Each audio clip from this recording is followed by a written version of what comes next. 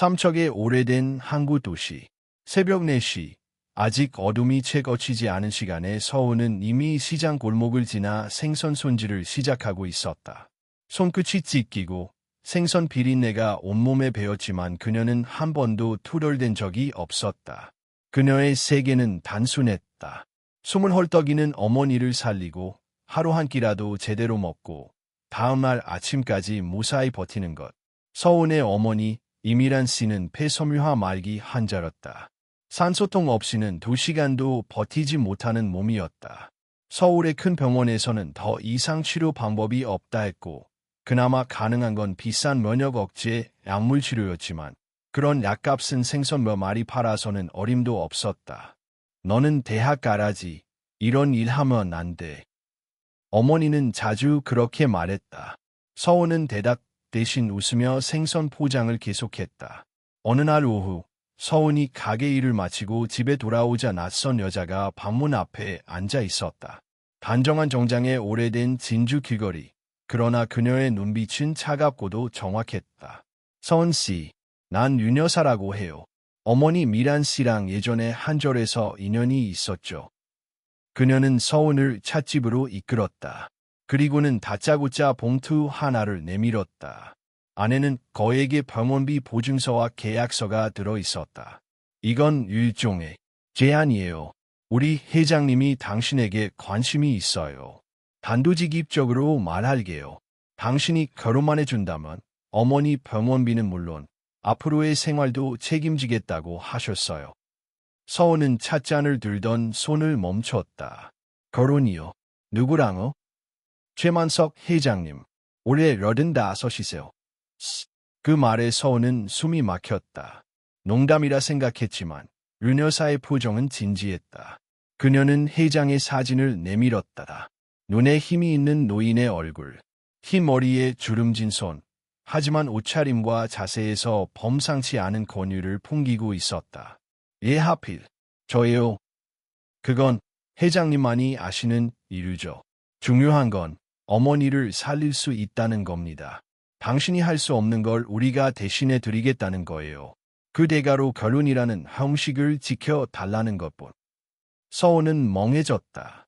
찻잔 안에서 빛이 일렁였다. 19. 아직 사랑이 뭔지도 모르고 한 번도 제대로 누군가에게 기대본 적도 없는 나이에 그녀는 인생의 가장 무거운 결정을 내려야 했다. 집에 돌아오자 어머니는 고요히 잠들어 있었다. 산소통 옆에 앉아 손을 꼭 잡고 서은은 속삭였다. 엄마, 미안해. 나 이상한 선택을 하게 될지도 몰라. 그래도 엄마만은 살아야 해. 나중에 정말 많이 후회하게 되더라도 엄마만 살아 있으면 돼. 그리고 일주일 뒤 서울 한남동의 고급 저택에서 결혼식이 치러졌다. 하객은 없었다.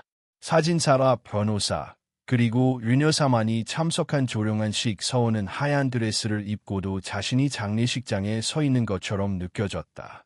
회장 최만석은 말이 없었다. 조용히 반지를 끼워주고는 고맙네 라는 말 한마디를 남겼다. 결혼식이 끝난 뒤 저택의 방으로 들어가자 어두운 조명이 서늘한 기운을 더했다. 방 한가운데에는 앤티크 가구와 오래된 사진들이 놓여 있었고 그 사이에 한 침대가 놓여 있었다. 최 회장은 그녀에게 담요를 꺼내며 말했다. 걱정 말게. 오늘은 그저 휴식을 취하게. 단 새벽 3시에 침대 옆 서랍을 열어보게. 그는 문을 닫고 나갔다. 서우는 하루 종일 지고 있던 가방을 내려놓고 침대에 앉았다. 숨이 막혔다. 비로소 현실이 다가왔다. 그녀는 밤새 잠들 수 없었다. 시계가 3시를 가리키자 천천히 침대 옆 서랍을 열었다. 안에는 낡은 갈색 상자 하나가 있었다. 상자를 열자 오래된 사진 한 장, 작은 위아롱 손수건, 그리고 그녀의 이름이 적힌 금속 팔찌가 들어있었다. 서우는 그 순간 깨달았다. 이건 단순한 결혼이 아니다. 이 남자, 그녀에 대해 이미 너무 많은 것을 알고 있었다.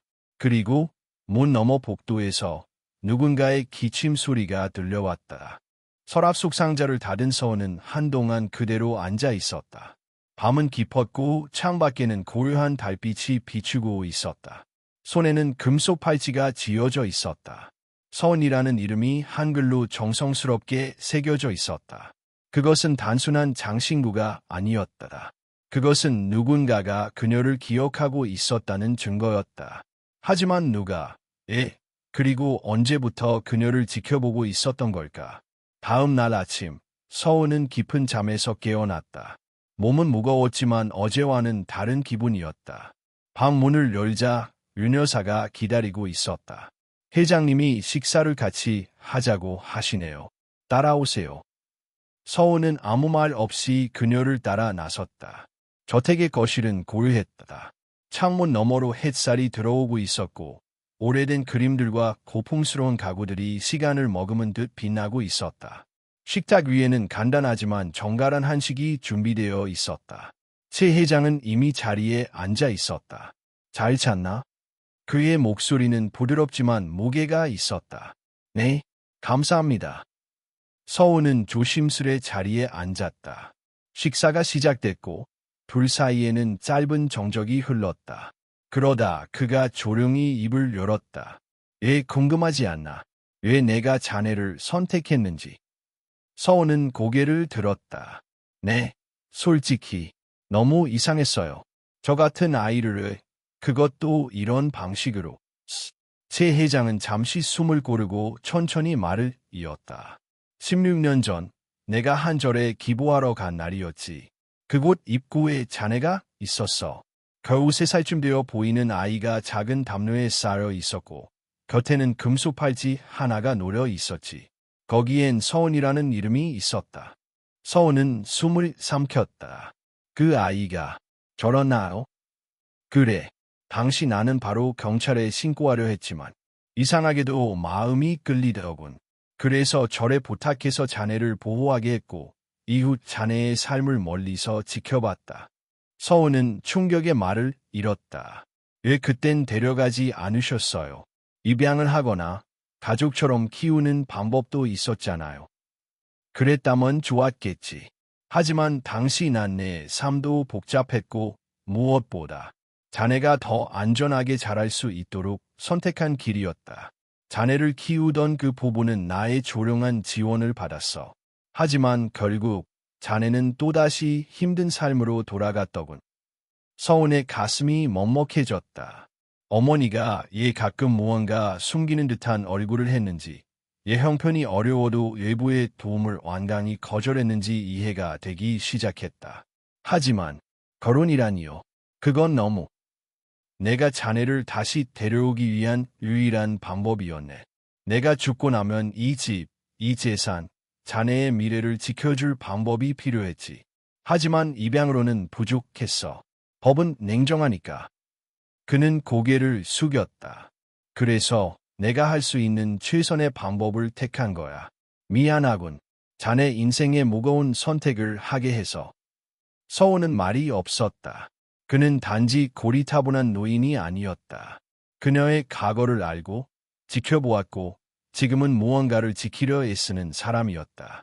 식사가 끝나고 그녀는 자신의 방으로 돌아왔다. 방 안은 변함없었지만 그녀의 마음은 복잡하게 뒤엉켜 있었다. 그럼 지금 나는 그의 아내인가, 딸인가? 나는 도대체 누구의 인생을 살고 있는 걸까? 그날 저녁 서은은 다시 거실로 나갔다. 최 회장은 책을 읽고 있었다. 조용한 클래식 음악이 흐르는 가운데 그는 책을 덮고 서은을 바라보았다.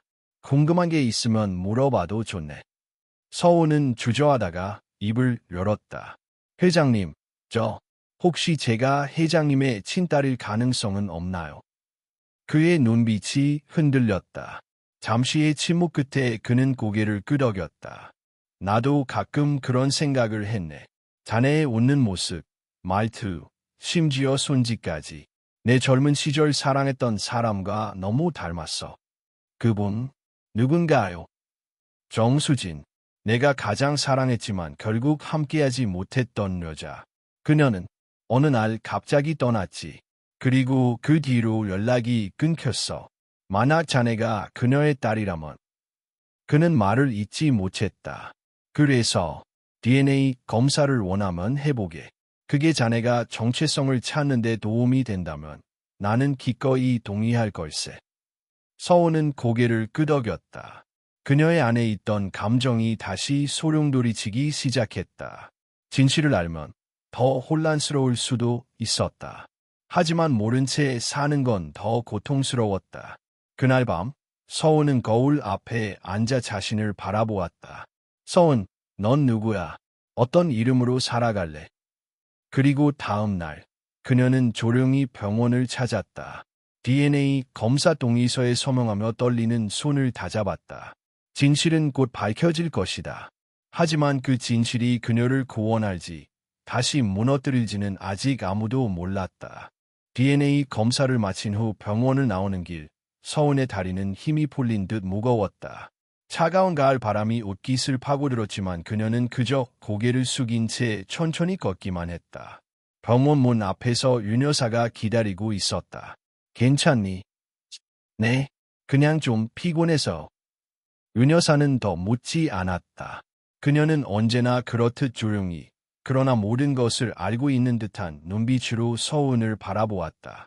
일주일 안에 결과가 나올 거라는 의사의 말이 귓가에 맴돌았다. 짧다면 짧고, 길다면 끝없는 시간. 그 안에서 서훈은 무엇을 기대해야 할지, 혹은 두려워해야 할지조차 알 수 없었다. 저택으로 돌아오는 길, 최 회장은 아무 말도 하지 않았다. 단지 그녀를 바라보는 눈빛에는 묘한 따스함과 슬픔이 뒤섞여 있었다. 마치 자신도 두렵다는 듯한, 그러나 받아들일 준비는 되어 있다는 듯한 눈빛이었다. 며칠 동안 저택에는 고요한 시간이 흘렀다. 아침이면 최 회장은 정원에서 차를 마시며 신문을 읽었고 서훈은 조용히 옆에 앉아 책을 펼쳤다. 두 사람 사이에는 말보다 침묵이 많았지만 그 침묵조차 서로를 이해하게 하는 언어가 되어 있었다. 셋째 날 아침, 윤 여사가 서훈의 방으로 들어왔다. 그녀는 작은 나무 상자를 들고 있었다. 이거 회장님께서 내게 전해주라고 하셨어. 다만 지금 당장 열지는 말라고 하셨어. 언젠가 내가 정말 혼란스러울 때 그때 열어보라고 하셨어. 서훈은 상자를 받아들었다. 작은 나무 상자는 단단하게 잠겨 있었고 마치 오랜 세월 무언가를 품어온 듯 묵직했다. 그녀는 상자를 책상 위에 올려두었다. 손끝으로 조심스레 만져보았지만 열지 않았다. 그 안에 무엇이 들어있는지 상상할 수 없었다. 두려웠다. 상자를 여는 순간 모든 것이 달라질 수도 있다는 생각이 그녀를 붙잡았다. 하루가 더 지나고 밤이 깊어졌다. 잠들지 못한 서훈은 침대에서 일어나 상자 앞에 앉았다. 조용히 뚜껑을 열었다. 안에는 오래된 편지 한 통, 흑백 사진 한 장, 그리고 작은 수첩 하나가 들어있었다. 편지를 먼저 펼쳤다. 서훈아, 이 편지를 읽고 있다면 너는 이제 진실을 받아들일 준비가 되었다는 뜻이겠지. 내 인생은 수많은 후회로 가득 차 있었다. 하지만 가장 큰 후회는 너를 잃고도 아무것도 하지 못한 것이다. 수백 번 내 앞에 나타나 진실을 말하려 했지만 매번 두려웠다. 내가 나를 미워할까 봐, 너의 삶을 망칠까 봐. 그래서 결국 나는 나 자신보다 너를 먼저 지키기로 했다. 하지만 기억해 주길 바란다. 내가 한 모든 일 중에 사랑에서 비롯되지 않은 것은 단 하나도 없었다는 것을. 너와 함께한 짧은 시간이 나에겐 삶의 전부였다. 고맙다, 서훈아. 만석. 편지의 글씨는 또렷했지만 곳곳에 흔들리는 필체가 남아 있었다. 손이 떨리는 와중에도 꼭 쓰고자 했던 마음이 느껴졌다. 서훈은 편지를 품에 안고 조용히 눈물을 흘렸다. 그 다음으로 수첩을 펼쳤다. 수첩에는 날짜가 적혀 있었고 매일매일의 기록이 빼곡히 담겨 있었다. 그녀가 저택에 온 날부터 시작되어 있었다. 오늘 서훈이는 파란색 스웨터를 입었다. 점심엔 된장찌개를 2그릇이나 먹었고 저녁에는 책을 읽으며 살짝 졸았다. 웃는 모습이 정수진과 너무 닮았다. 가슴이 먹먹하다. 기뻐해야 할지 슬퍼해야 할지 모르겠다. 서훈이가 나를 회장님이라고 불렀다. 단두 글자에 이렇게 마음이 흔들릴 줄이야. 언젠가 아버지라고 불러준다면 그날은 죽어도 여한이 없겠다. 서훈은 수첩을 껴안고 침대에 앉았다.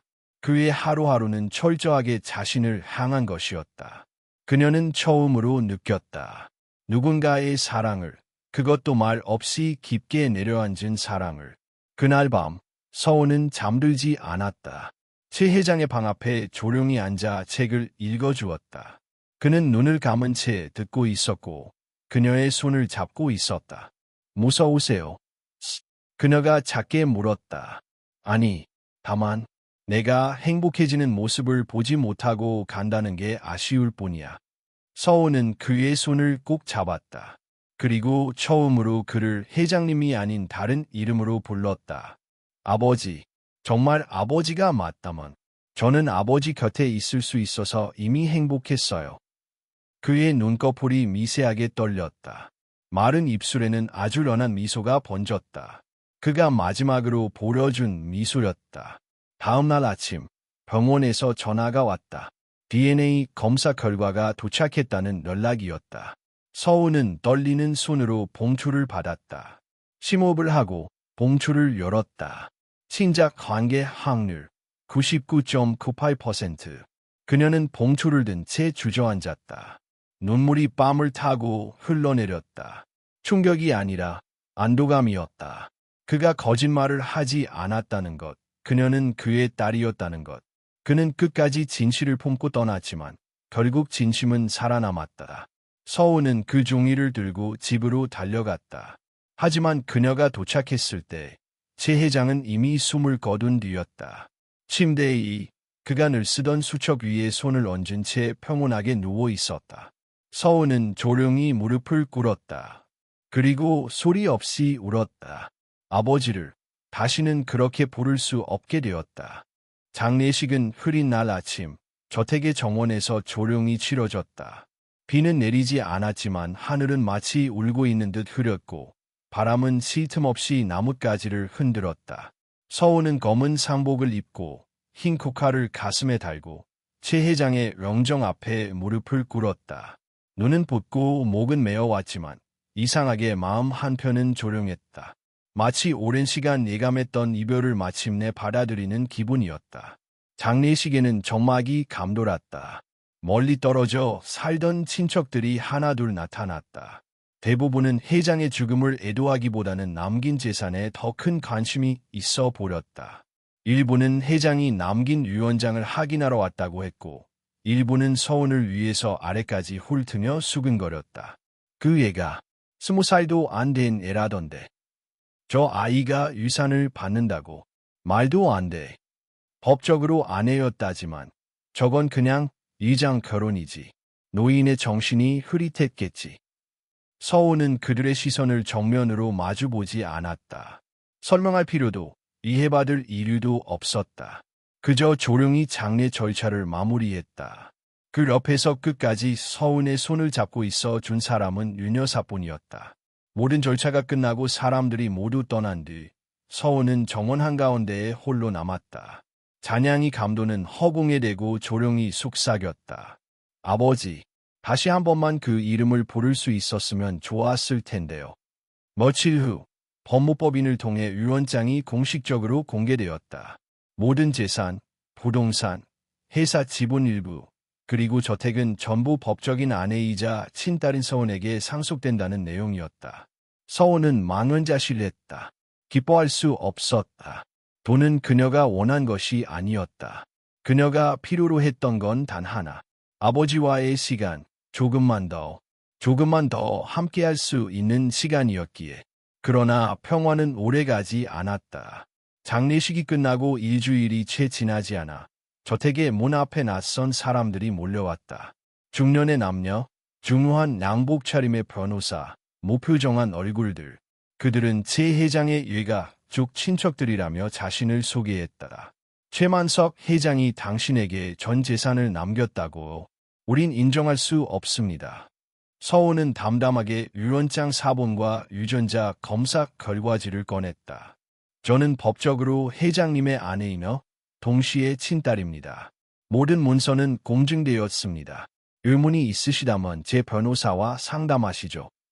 그러자 그들 중 한 명, 화장을 짙게 한 여성이 책상을 내리치며 소리쳤다. 유전자 검사. 그런 건 요즘 돈만 있으면 위조도 가능하다고. 이 어린아이가 어떻게 감히 우리 가문의 재산을 탐해. 아버지라 부르긴 했겠지. 그 노인의 혼란을 이용해서 모든 걸 뺏은 거잖아. 서운의 손이 떨렸다. 분노가 속에서 끌어올랐지만 그녀는 감정을 억눌렀다. 최 회장이 그녀에게 늘 말하곤 했었다. 자존심을 지키되 오만하지 말아라. 눈물보다 지혜로 너를 지켜라. 그녀는 침착하게 응수했다. 저는 유산을 탐한 적 없습니다. 하지만 회장님께서 저를 선택하셨고 저는 그 선택을 온전히 받아들였을 뿐이에요. 3시간 넘게 이어진 논쟁 끝에 친척들은 법적 효력이 더 이상 없다는 것을 인정할 수밖에 없었다. 그들은 굳은 얼굴로 저택을 떠났다. 하지만 그 눈빛은 분명히 말하고 있었다. 이대로 물러서지 않겠다는 것을. 그날 밤 서우는 정원의 나무 벤치에 앉아 고개를 들었다. 바람이 나뭇잎 사이를 스쳐 지나갔다. 아버지, 제가 해냈어요. 아무도 아버지의 명예를 훼손하지 못하게 했어요. 그녀는 조용히 미소 지었다. 그 순간 등 뒤에서 누군가의 인기척이 들렸다. 뒤를 돌아보니 류 여사가 서 있었다. 조심해야 해. 저들은 쉽게 물러나지 않아. 내가 지닌 건 단지 재산이 아니라 회장님의 마음이었으니까. 서우는 고개를 끄덕였다.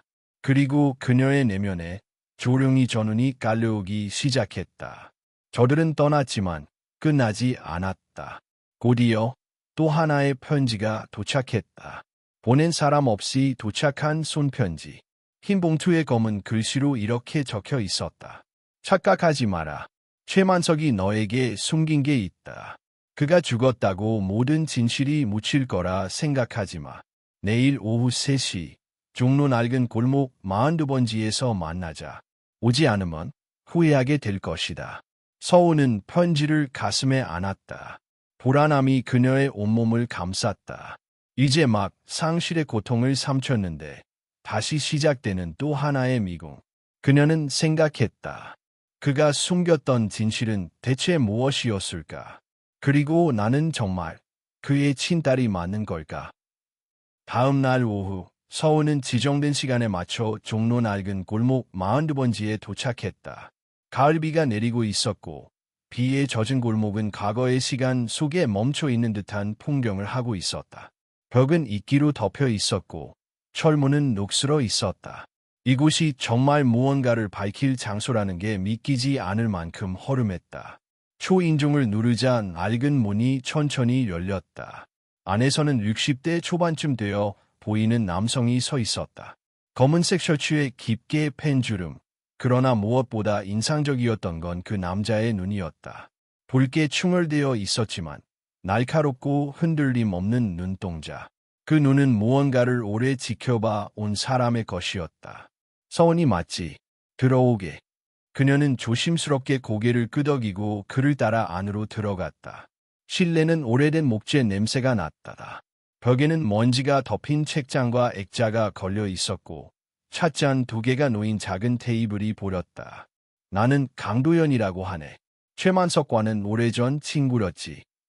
서호는 그 이름을 처음 듣는다는 듯 조용히 앉았다. 그는 상자 하나를 꺼내 테이블 위에 올려놓았다. 그 안에는 오래된 사진 몇 장과 누렇게 바랜 서류, 그리고 편지 봉투가 있었다. 왜 절 만나자고 하신 거죠? 그는 잠시 침묵했다가 사진 한 장을 꺼내 서훈에게 건넸다. 사진 속에는 젊은 시절의 최 회장과 낯선 려린이 있었다. 려린은 슬픈 눈을 하고 있었고 손에는 한 아기를 안고 있었다. 이 여자를 기억하나? 아니, 모를 거야. 그녀가 바로 정수진, 너의 어머니였지. 서훈은 숨이 막히는 듯한 충격을 느꼈다. 그녀는 돌아가셨나? 아니, 그녀는 떠났을 뿐이야. 그리고 너를 데리고 떠난 건 나였지. 순간 시간이 멈춘 듯한 정적이 흘렀다. 뭐라고? 그래, 나는 너의 생부일 수도 있어. 정수진은 나와 런인이었고 우리는 함께 떠나려고 했지. 하지만 최만석이 그녀를 붙잡았고 결국 그녀는 혼자 아이를 안고 사라졌어.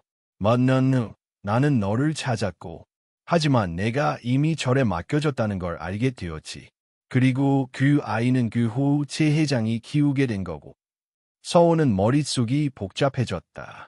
그럼 검사 결과는 제가 회장님의 딸이라고 나왔어요. DNA 검사. 그건 조작된 걸 수도 있지. 회장이 자네를 지키기 위해 그렇게 했을 가능성도 있어. 아버지가 그런 거짓을 하실 분이 아니에요. 그건 자네가 믿고 싶은 진실일 뿐이야. 내가 이렇게 나선 이유는 단 하나. 진실은 반드시 알려져야 하니까. 서우는 흔들리는 눈으로 그를 바라보았다. 그럼 당신이 제 친아버지라고 주장하시는 건가요? 확신은 없어. 하지만 가능성은 있다. 그리고 나는 내가 진실을 알고 선택하길 바란다. 이건 단지 유산의 문제가 아니야. 내가 누구인지, 너의 뿌리가 어디인지, 그 정체성을 찾는 일이지. 강도현은 봉투 하나를 서운에게 건넸다. 이건 정수진이 나에게 마지막으로 남긴 편지야.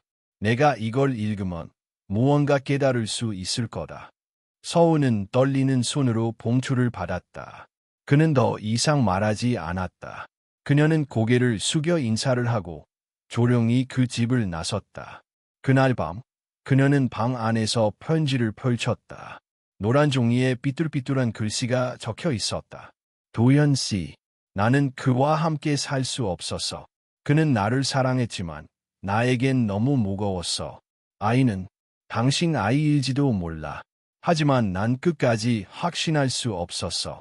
그래서 내가 떠날 수밖에 없었어. 부디 아이를 찾거든 그녀를 책임져줘. 수진.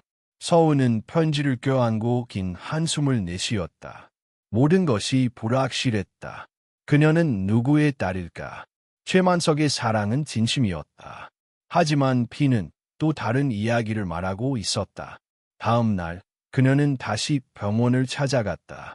예비 샘플로 재검사를 요청했다. 이번에는 어떤 조작도 가능하지 않은 조건으로 진짜 진실을 알고 싶습니다. 의사는 고개를 끄덕였다. 결과를 기다리는 4월 동안 그녀는 매일 저택의 서재에서 아버지가 남긴 수첩을 읽었다. 하루하루 자신을 기록한 그 필체 속에는 여전히 사랑이 묻어나 있었다. 4월 후 병원에서 연락이 왔다.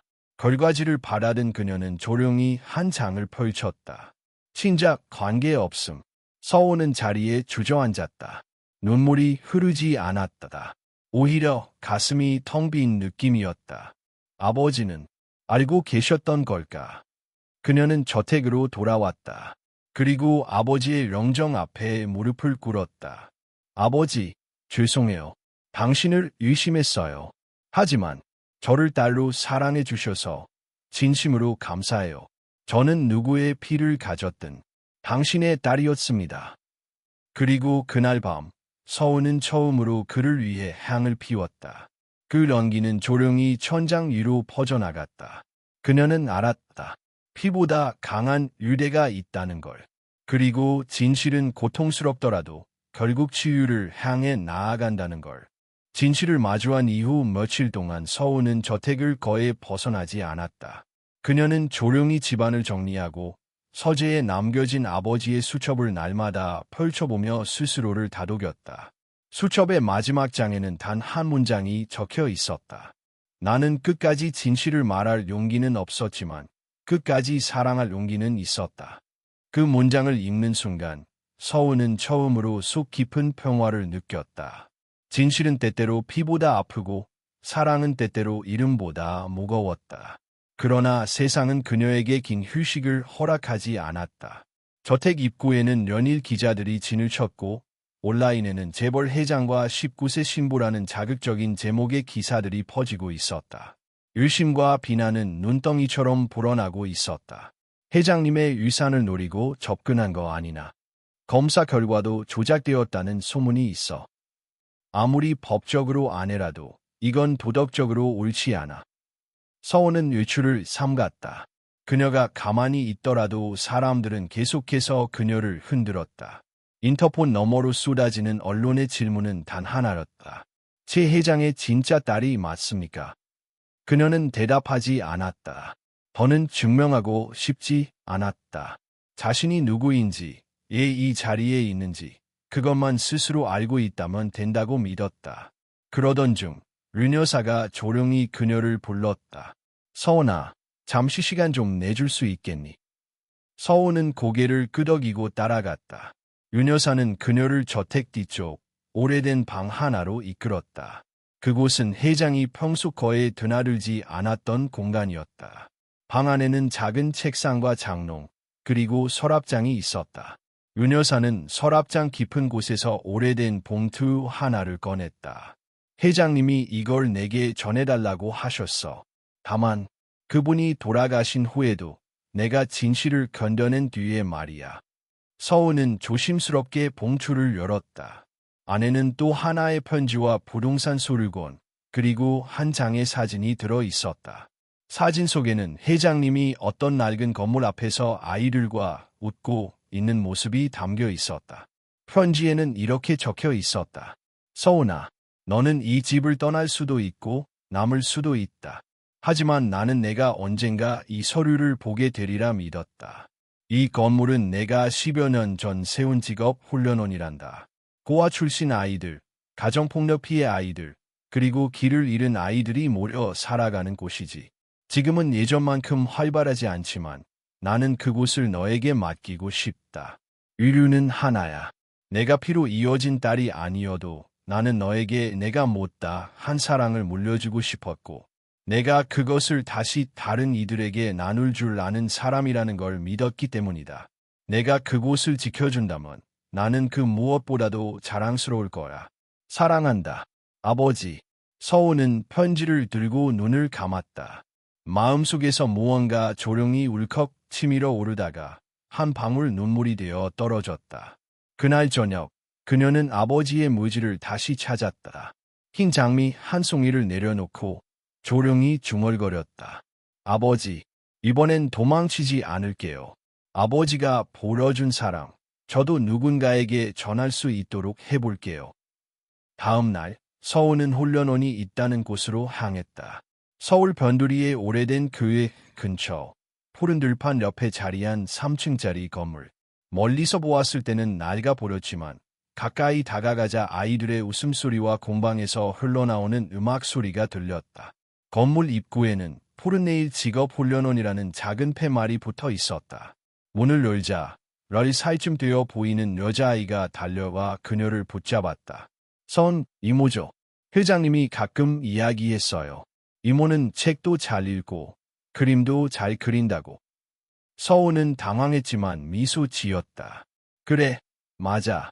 그런데 너는 이름이 뭐니? 저 민주이요. 여기서 제일 책 많이 읽는 아이요. 서우는 민주와 손을 잡고 훈련원 곳곳을 둘러보았다. 제과제빵 교실, 재봉틀이 놓인 작업실, 작게 운영되는 도서관, 그리고 직원들과 자원봉사자들이 웃으며 인사했다. 아이들은 어딘가 익숙했다. 가난하고 외롭고 기대는 곳 없이 살아가던 어린 시절의 그녀처럼 그녀는 그 아이들을 보며 스스로의 과거를 보았다. 그날 밤 서우는 다시 저택으로 돌아와 서재에 앉았다. 그녀는 펜을 들어 아버지에게 보내는 편지를 쓰기 시작했다. 아버지, 저는 오늘 아버지가 남긴 훈련원에 다녀왔어요. 그곳에는 저와 같은 아이들이 있었고 그 아이들은 저보다도 더 따뜻했어요. 이제야 알겠어요. 아버지는 유산을 넘기기 위해 저를 딸로 받아들인 게 아니라 사랑을 나눠주고 싶은 마음 때문에 제게 모든 걸 맡기신 거였다는 거로. 피는 닮지 않았지만 마음은 이어졌어요. 아버지의 딸로 살겠습니다. 누구도 흔들 수 없는 이름으로. 그녀는 편지를 접어 수첩 사이에 끼워두었다. 그날 밤 바람이 불자 현관 앞 풍경이 맑은 소리를 냈다. 서우는 창문을 열고 그 소리를 가만히 들었다. 그 소리는 마치 누군가의 숨결처럼 부드럽고 따뜻했다. 그리고 그녀는 믿었다. 어딘가에서 아버지가 그 소리를 함께 듣고 있다는 것을. 가을이 깊어질수록 훈련원에는 온기가 더해졌다. 서우는 매일 아침 정원을 가꾸고 아이들과 함께 책을 읽으며 저녁에는 회계 정리를 배우기 시작했다. 저택은 여전히 조용했지만 그녀의 하루는 더 이상 공허하지 않았다. 이모, 오늘은 동화책 대신 그림책 읽어요. 민주가 손을 번쩍 들며 말했다. 서우는 아이들의 요청을 듣고 미소 지었다. 그 순간 어느 누구보다 평화롭고 따뜻한 사람이 된 듯한 기분이 들었다. 하지만 그 평화는 오래가지 않았다. 어느 날 저녁, 박윤 여사가 심각한 얼굴로 저택에 찾아왔다. 서운아, 누군가 널 찾으러 왔다. 그냥 지나칠 수 있는 일이 아니야. 누구예요? 윤 여사는 봉투 하나를 꺼내 그녀에게 내밀었다. 그 안에는 짧은 편지 한 통과 함께 신분증 사본, 그리고 몇 장의 사진이 들어있었다. 사진 속 남자는 낡은 양복을 입고 있었고 어딘가 익숙한 얼굴이었다. 그리고 편지에는 이렇게 쓰여 있었다. 서운아, 나는 내 생물학적 아버지 정광수다. 오래전 내 어머니 수진과 나는 함께 도망치려 했지만 실패했고 내가 이 세상에 태어난 후에도 너를 제대로 안아보지 못했다. 지금은 병으로 오래 살 수 없다는 진단을 받았다. 너를 만나고 싶다. 더 늦기 전에. 서우는 봉투를 들고 아무 말도 하지 못했다. 그 이름, 정광수. 몇 주 전 종로에서 만났던 강도현이라는 남자의 말이 떠올랐다. 그가 말한 연인, 정수진, 떠난 어머니, 그리고 남겨진 진실. 그분이 정말 제 생부일까요? 윤 여사는 고개를 끄덕였다. 그가 지난주 훈련원 근처를 맴돌다 결국 나에게 연락해 왔어. DNA 검사까지는 아직 안 했지만 내 어머니와 함께 찍힌 예전 사진과 그가 알고 있는 내용들은 믿을 만했어. 서우는 무거운 숨을 내쉬었다. 최만석 회장, 법적인 아버지, 그리고 이제 나타난 또 다른 진짜 아버지. 그녀는 스스로에게 묻지 않을 수 없었다. 나는 누구의 딸일까? 그리고 나는 누구의 삶을 살아야 할까? 이틀 후, 그녀는 정광수를 만나기 위해 서울 외곽의 작은 병원으로 향했다. 병원은 조용했고 그가 입원한 병실은 복도 끝창가 쪽이었다. 서운이 문을 열자 병상 위에 남자가 천천히 고개를 돌렸다. 머리는 희끗했고 얼굴에는 깊은 주름이 패여 있었지만 눈빛만은 놀랍도록 선명했다. 서운이니? 목소리는 낮았고 조심스러웠다. 서우는 말없이 고개를 끄덕였다. 그는 눈을 감았다가 떴다. 그리고 천천히 손을 뻗었다. 이렇게라도 널 다시 볼 수 있어서 다행이다. 서우는 그 손을 바라보다가 조심스럽게 잡았다. 그 손은 차갑고 메말라 있었지만 따뜻한 진심이 느껴졌다. 이제야 오셨어요. 그는 오래된 숨을 내쉬며 말했다. 겁이 났다. 내가 나를 미워할까 봐. 내 어머니가 널 떠난 이후 난 스스로에게도 실망했고 너에게 감히 다가설 자격이 없다고 느꼈다. 그렇다고 아무 말 없이 평생을 숨으셨어야 했나요? 그는 고개를 떨궜다. 그러지 말았어야 했는데 나는 비겁했고 또 약했어. 그저 최만석이 너를 잘 키워준다는 소식만으로 스스로를 위로하며 살았지. 서우는 복잡한 감정 속에서 조용히 입을 열었다. 그분은 저를 친딸로 받아들였어요. 그 어떤 피해 유대도 없이요. 정광수는 그 말에 눈시울을 붉혔다. 그래, 나보다 훨씬 나은 사람이었지. 그 사람에게는 빚이 많다. 그가 없었다면 넌 이 세상 어딘가에서 방황하고 있었겠지. 잠시 침묵이 흘렀다. 창밖에서는 낙엽이 바람에 휘날리고 있었다. 서운아, 내게 기회가 주어진다면 지금이라도 내 곁에 있고 싶다.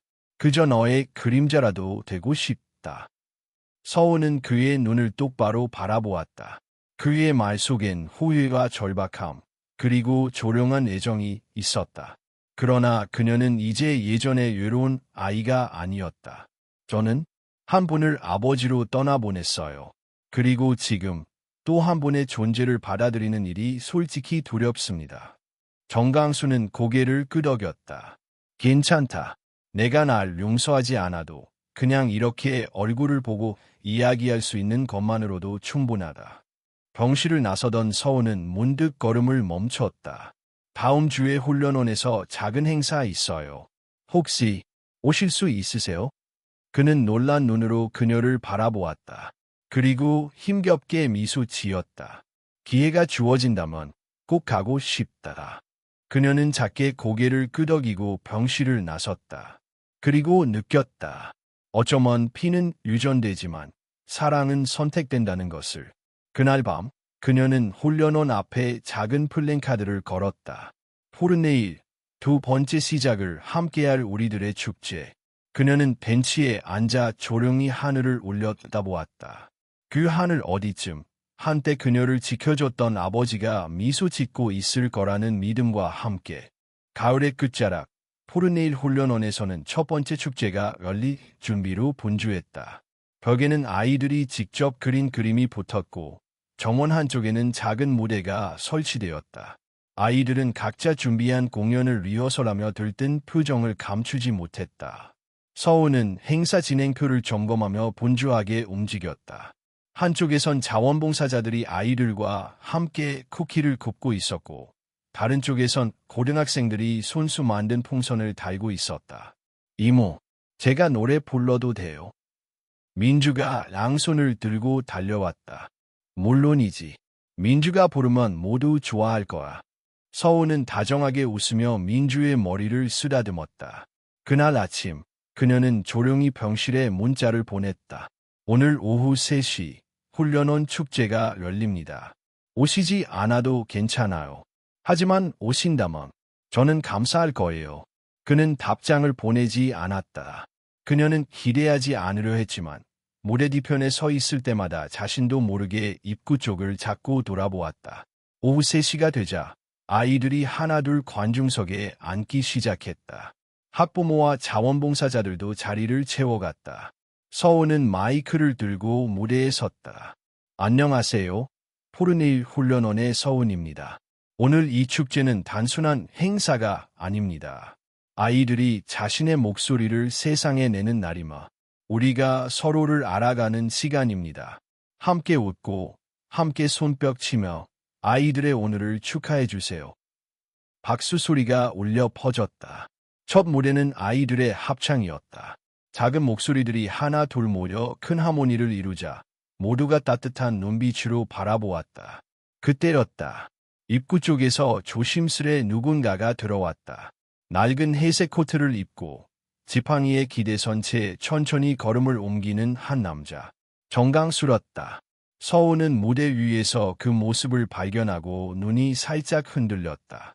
그는 조용히 뒷줄에 앉아 공연을 바라보았다.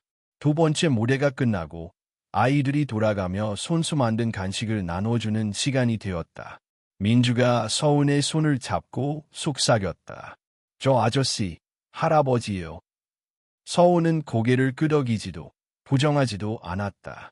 그냥 우리를 지켜보러 오신 분이야. 공연이 끝난 후 아이들과 관중은 모두 정원으로 나왔다. 그곳엔 간단한 기폐식 다과가 마련되어 있었고 모두가 담소를 나누며 웃고 있었다. 서훈은 정강수에게 다가갔다. 그는 조용히 일어나 그녀를 바라보았다. 잘 왔어요. 그녀가 말했다. 내가 보낸 메시지를 받고 갈까 말까 많이 망설였지.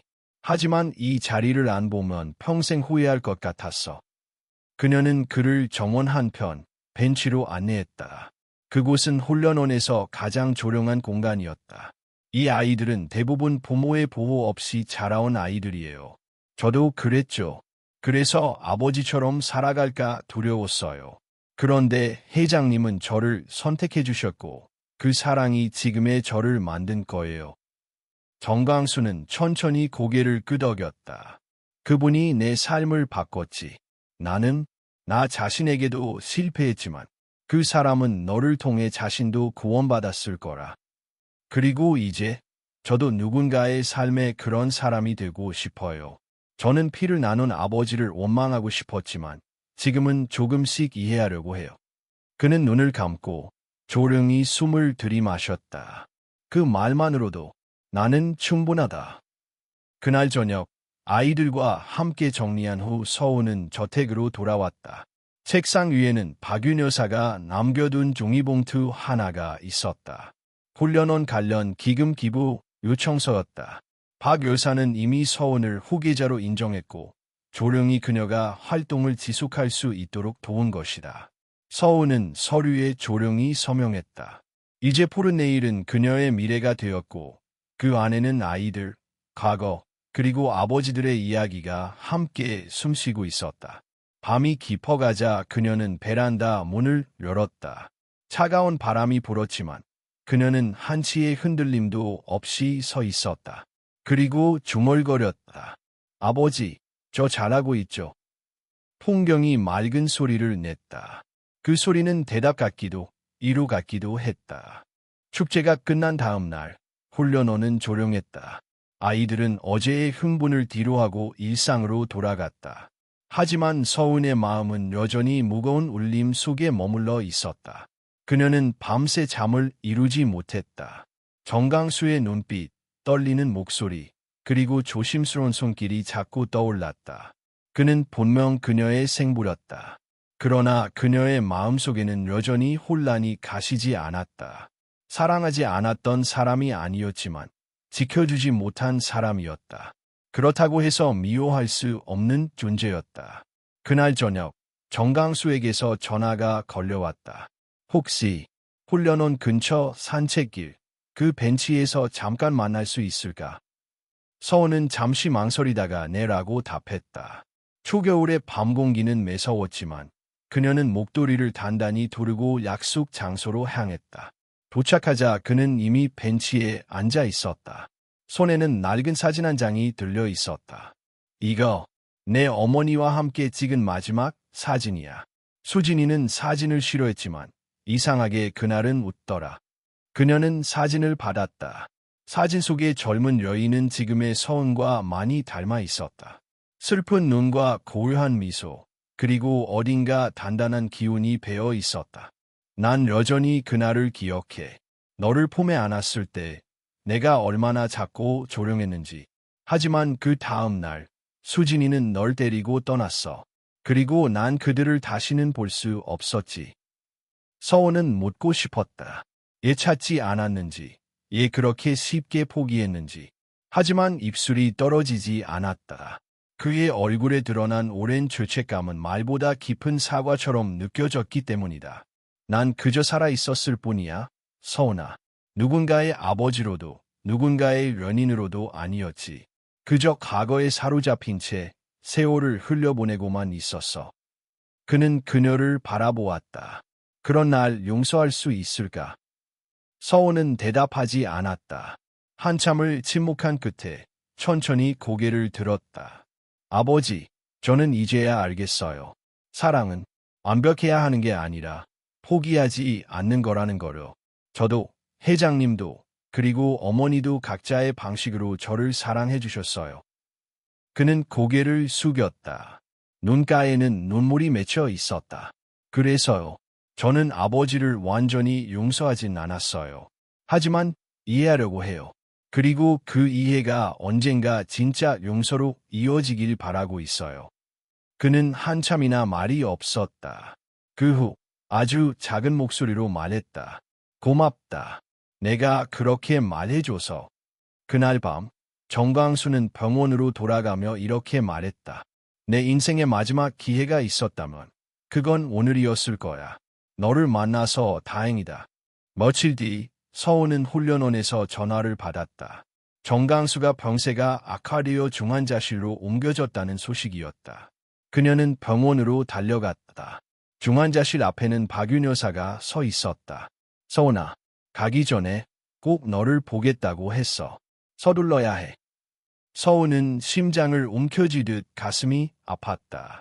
그녀는 흰 가운을 입은 간호사의 안내를 따라 병실로 들어갔다. 정광수는 산소 마스크를 쓰고 있었지만 그녀가 들어오자 미세하게 눈을 떴다. 그의 손이 천천히 들려 올라왔다. 서우는 그 손을 꼭 잡았다. 은하, 내 이름 한 번만 더 부르고 싶었어. 저 여기 있어요, 아버지. 그는 천천히 눈을 감았다. 입꼬리에 아주 옅은 미소가 번졌고 손끝의 온기가 점점 사라졌다. 그는 그렇게 떠났다. 말보다 더 많은 감정을 남긴 채 장례는 조용히 치러졌다. 참석자는 많지 않았지만 서훈은 마지막까지 그 자리를 지켰다. 비석에는 정광수, 한 아리의 아버지로 남다라고 새겨졌다. 며칠 뒤 서훈은 홀려놓은 아이들과 함께 낙엽을 치우고 있었다. 민주가 조심스레 다가왔다. 이모, 오늘 애 눈이 빨개요. 서훈은 아이를 끌어안으며 속삭였다. 소중한 사람을 떠나보냈거든. 하지만 그 사람은 제게 끝내 이름 하나를 남겨줬단다. 어떤 이름어? 서훈은 아이를 바라보며 말했다. 딸이라는 이름. 그날 밤, 그녀는 다시 저택으로 돌아와 수첩한 귀퉁이에 글을 적었다. 아버지, 두 분 모두 이제 제 곁을 떠나셨지만 저는 당신들의 사랑을 심장에 새기고 살아갈 겁니다. 저는 누구의 딸도 아니면서 동시에 세 명의 아버지를 가진 사람이에요. 그리고 이제 그 사랑을 지키는 사람이 될 거예요. 그녀는 펜을 내려놓고 창문을 열었다. 차가운 바람이 얼굴을 스쳤다. 어딘가에서 누군가의 숨결이 닿는 듯했다. 그리고 그녀는 조용히 말했다. 안녕히 가세요, 아버지. 이제 제가 지킬 차례예요.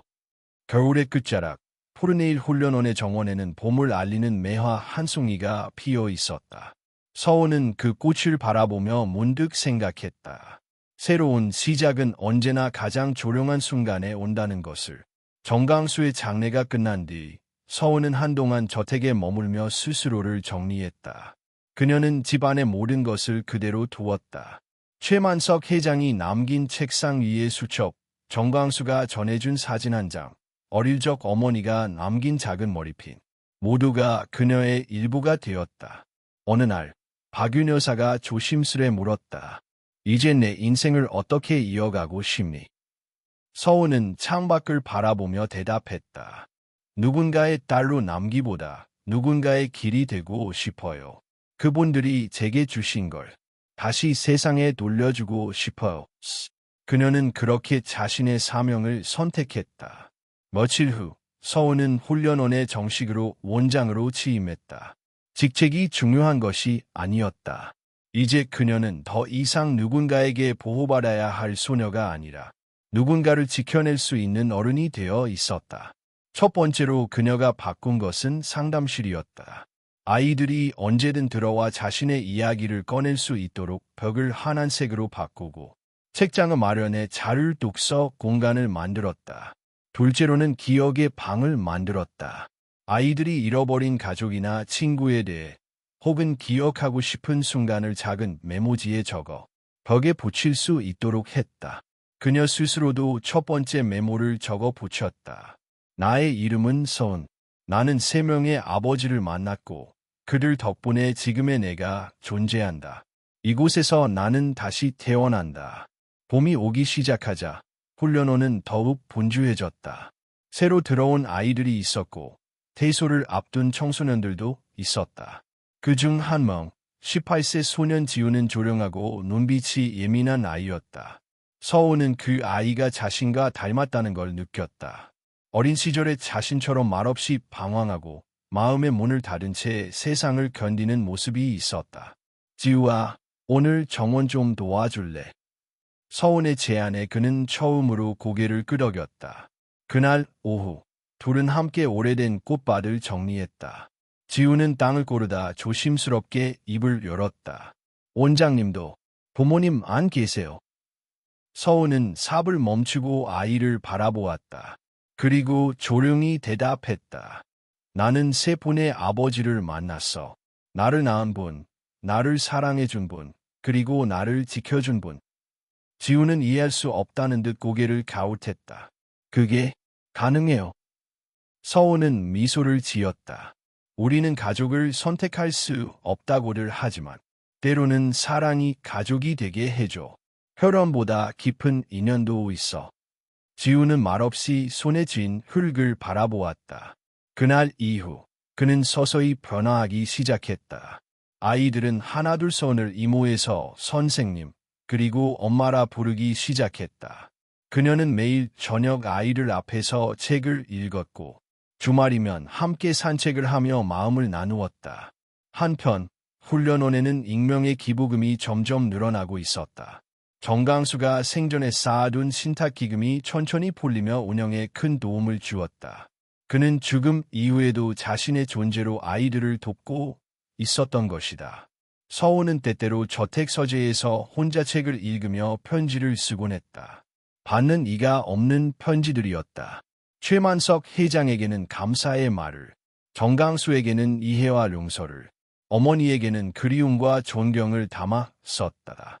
어느 날 그녀는 하나의 결심을 했다. 훈련원 아이들과 함께하는 글쓰기 프로그램을 열기로 한 것이다. 제목은 나의 이름은이었다. 아이들에게 자신만의 이야기를 쓰게 하고 그 이름 속에 어떤 삶이 담겨 있는지를 함께 알아가기로 했다. 프로그램 첫날, 서훈도 자신의 이야기를 읽어주었다. 조용한 목소리로, 하지만 단단한 눈빛으로. 나의 이름은 서훈입니다. 나는 상처로 시작했지만 사랑으로 다시 태어났습니다. 버려졌지만 선택되었고 혼자였지만 결코 외롭지 않았습니다. 나는 누군가의 딸이었고 이제 누군가의 어른이 되고 있습니다. 나의 이야기는 끝이 아닌 계속될 오늘입니다. 아이들은 박수를 쳤다. 그리고 하나둘 자기 이야기를 시작했다. 그날 밤 서훈은 저택의 현관 앞에 작은 풍경을 달았다. 최만석 회장이 생전에 좋아하던 그것. 바람이 불자 맑은 소리가 울렸다. 그녀는 하늘을 올려다보며 속삭였다. 아버지, 그리고 아버지들, 제가 잘 살아가고 있어요. 그 사랑 절대로 헛되지 않았어요. 그녀의 눈에 눈물이 맺혔지만 이번엔 슬픔의 눈물이 아니었다. 그것은 고요한 해방의 눈물, 그리고 시작의 눈물이었다. 그녀는 돌아서 훈련원으로 향했다. 아침 수업이 시작되기 전에 아이들과 함께 아침밥을 준비해야 했기 때문이다. 그녀는 알고 있었다. 진짜 인생은 거창한 선택이 아니라 누군가의 하루를 함께 살아주는 데서 시작된다는 것을.